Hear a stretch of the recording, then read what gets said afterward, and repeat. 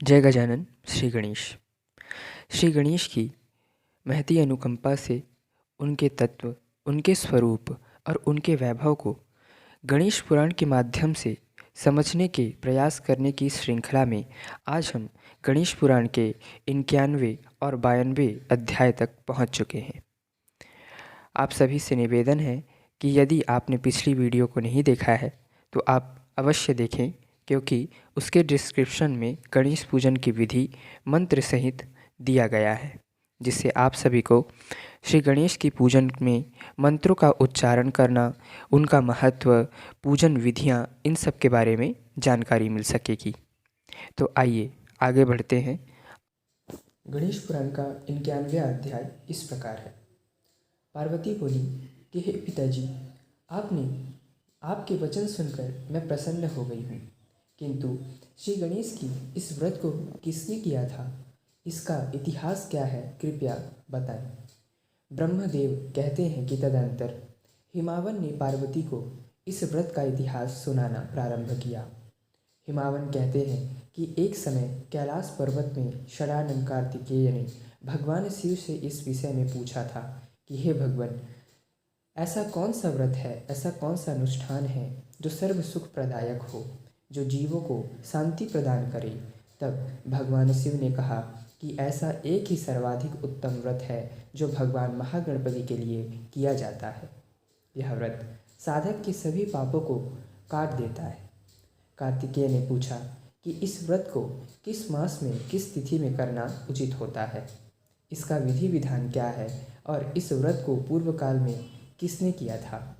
तब भगवान शिव कहते हैं कि श्रावण महीने के शुक्ल पक्ष के चतुर्थी तिथि को व्रती अपने गुरु से इस व्रत को करने की आज्ञा ले। गुरु प्रत्यक्ष न हो तो मानसिक रूप से उनकी आज्ञा प्राप्त करें। तदनंतर किसी पवित्र तालाब में अथवा कूप में विधिवत श्वेत सफ़ेद तिल एवं आंवले के चूर्ण से स्नान कर यह व्रत प्रारंभ करें। यह व्रत 1 महीने तक चलता है। सावन मास के शुक्ल पक्ष की चतुर्थी को श्री गणेश की मिट्टी की प्रतिमा बनाकर भाद्रपद मास के शुक्ल पक्ष की चतुर्थी तक पूजन करें। व्रती को दिन और रात में केवल एक बार भोजन करना चाहिए। मन एवं इंद्रियों को वश में रखकर ब्रह्मचर्य का पालन करें। व्रत के दिन श्री गणेश के 1, 6 एवं 8 अक्षर वाले मंत्र का जप करें। प्रतिदिन 10 लाख अथवा 8,000 की संख्या में जप करें। 1 मास तक सावधान रहकर प्राणायाम करते हुए श्री महागणपति का मानसिक ध्यान करें।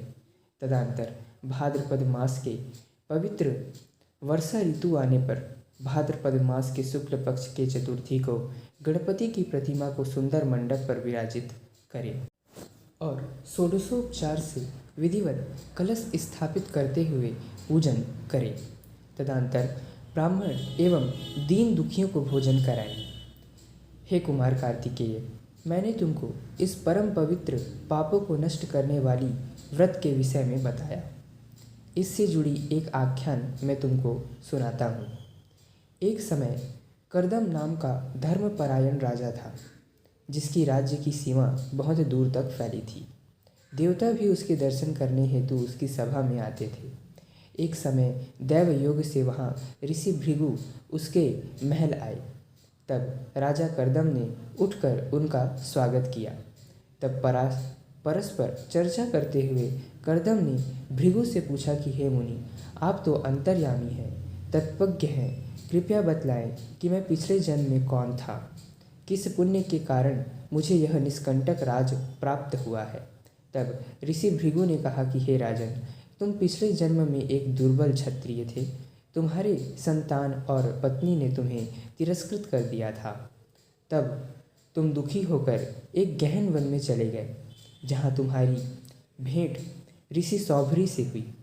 तुमने उनसे पूछा कि हे मुनि, मैं अत्यंत दुखी हूँ। मेरे संतान, मित्र एवं पत्नी ने मुझे अत्यंत पीड़ित किया है। फिर भी मेरे मन में उनके प्रति वैराग्य का भाव उत्पन्न नहीं हो रहा है। मैं अभी भी मोह के पास में जकड़ा हुआ हूँ। भगवान शिव कहते हैं कि उसकी इस दुख को सुनकर दयालु सौभरी ऋषि ने श्री गणेश के इस व्रत का उपदेश दिया। तब कर्दम ने ऋषिवर से कहा कि हे मुनि, श्री गणेश कौन है, उनका स्वरूप क्या है, उनका आचरण क्या है, उनका स्वभाव कैसा है, उनकी उत्पत्ति कैसे हुई थी। ऋषि बोले कि जो ब्रह्म नित्य वीतराग शोक रहित ज्ञान स्वरूप परमार्थ रूप आदि मध्य एवं अंत रहित है, उस तत्व को संत ज्ञानी जन गणेश कहते हैं। जिनसे ओंकार प्रकट हुआ है, जिनसे जगत उत्पन्न हुआ है तथा जो इस संपूर्ण विश्व जिनमें व्याप्त है, उन परमात्मा को तुम गणेश समझो। तब तुमने श्री गणेश के इस महत्व को समझकर अपने कष्ट से मुक्ति पाकर प्राप्त करने के हेतु से इस इच्छा को अपने मन में धारण करते हुए ऋषि सौभरी द्वारा बताए गए विधि से 1 महीने तक श्री गणेश का विधिवत पूजन किया और व्रत का पालन किया। और व्रत के पूर्ण हो जाने पर तुम्हें श्री गणेश के दर्शन प्राप्त हुए और तुम्हारे परिजनों ने तुम्हारा सम्मान किया। तुम्हारा घर, धन, आरोग्य सब वापस आ गया और सुख की प्राप्ति होने लगी। तुम सुख से भर गए और अंत में वैराग्य युक्त होकर अंत समय में अपने पुत्र को राज्यभार सौंपकर वन में वास करते हुए श्री गणेश की स्मरण करते हुए तुमने प्राण त्यागा। इसी के फलस्वरूप तुम्हें निष्कंटक राज प्राप्त हुआ है। भगवान शिव कहते हैं कि स्कंद इस प्रकार यह व्रत सभी को सुख प्रदान करता है और श्री गणेश की भक्ति में वृद्धि करता है। इस व्रत को राजा नल, इंदुमती तथा चंद्रांगद ने भी किया था। पर्वतराज हिमावन कहते हैं कि पार्वती, इस प्रकार इस उत्तम व्रत की विधि और इससे जुड़े इतिहास को मैंने तुमसे कहा। अब तुम इस व्रत को विधि पूर्वक करो। इसके प्रभाव से तुम अपने अभीष्ट को अवश्य प्राप्त करोगी। इस प्रकार गणेश पुराण की उपासना खंड का 91वां अध्याय संपूर्ण हुआ। अध्याय 92। पार्वती कहती हैं कि हे पिताश्री, राजा नल कौन था और उसने श्री गणेश के इस व्रत को क्यों किया। हिमावन कहते हैं कि प्राचीन काल में नल नामक राजा था, जिसका सामर्थ्य एवं वैभव का वर्णन शेषनाग भी नहीं कर सकते। उसकी एक परम सुंदरी पत्नी भी थी, जिसका नाम दमयंती था। एक दिन नल के दरबार में अचानक ऋषि गौतम आए। तब राजा नल ने उन्हें उत्तम व्यवस्था प्रदान करते हुए उनका स्वागत किया। तब ऋषिवर से वार्तालाप करते हुए नल ने पूछा कि हे ऋषिवर, मेरी इस वैभव, धन, संपत्ति, मान, सम्मान, निष्कंटक राज, इन सब का क्या कारण है? मेरे किस पुण्य का फल है यह? तब ऋषि गौतम ने कहा कि तुम अपने पूर्व जन्म में गौड़ देश के पिप्पिल नामक पुर में रहते थे।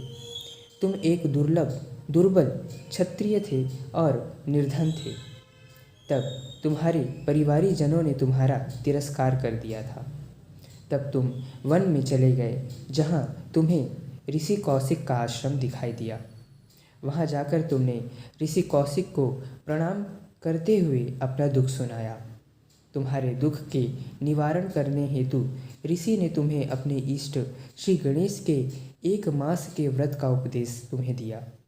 तब तुमने श्रावण शुक्ल पक्ष की चतुर्थी से भाद्रपद मास के शुक्ल पक्ष की चतुर्थी तक विधिवत इस व्रत को किया था, जिसके फलस्वरूप तुम्हें यह सारा वैभव प्राप्त हुआ है। हिमावन बोले कि तदंतर ऋषि गौतम के चले जाने पर राजा नल ने पुण्य चतुर्थी तिथि आने पर उसने विधि पूर्वक इस व्रत को करना प्रारंभ किया। इस प्रकार मैंने तुम्हें इस अद्भुत व्रत का महत्व और इतिहास तुमसे कहा है। इस प्रकार गणेश पुराण के उपासना खंड का 92वां अध्याय संपूर्ण हुआ। इस प्रकार हमने इस कथा के माध्यम से यह देखा कि किस प्रकार धन, शक्ति एवं सुख संपदा के ना होने पर हमारे परिवारी जन ही हमें तिरस्कृत कर देते हैं, जिस प्रकार राजा नल को उसके पूर्व जन्म में दुर्बल और निर्धन होने के कारण उसके परिवारीजनों ने उसे ठुकरा दिया था और तब गुरु और गणेश ने ही उसका साथ दिया। इसलिए हमें सदैव अपने मन को श्री गणेश के चरण कमलों में ही लगाकर रखना चाहिए, जिससे हम इस संसार में मिलने वाले समस्त तिरस्कार एवं दुखों से बच सकेंगे और अंततोगत्वा श्री गणेश के स्वानंद को प्राप्त कर सकेंगे। इस प्रकार आज हमने गणेश पुराण के 2 अध्यायों पर सम्यक रूप से चर्चा किया। अगर आपको यह वीडियो पसंद आता है तो कृपया आप इसे सब्सक्राइब करें, लाइक, शेयर एवं कमेंट करना ना भूलें।